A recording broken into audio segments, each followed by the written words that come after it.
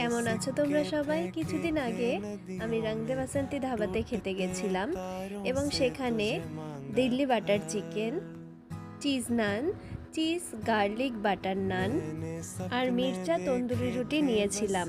প্রত্যেকটা রিভিউ আমি তোমাদের সাথে শেয়ার করব। দিল্লি বাটার চিকেন খেতে মন্দ নয় এবং বোনলেস 5 পিস এবং বোন শুদ্ধ নিলে 4 পিস থাকে। এবার আসি চিজ নান এবং চিজ গার্লিক নানের মধ্যে। দুটো একই প্রাইস, কিন্তু চিজ গার্লিক নানটা বেশি ভালো খেতে।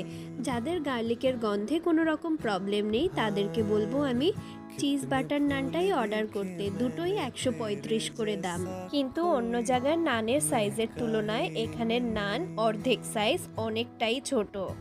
এবার আসি শখের বশে আমি লঙ্কা ভর্তি তন্দুরি রুটিটা অর্ডার করে দিয়েছি, যেটার দাম 45 টাকা মতো এবং সেটি ভীষণ ঝাল ছিল। তোমরা কেউ নিও না যারা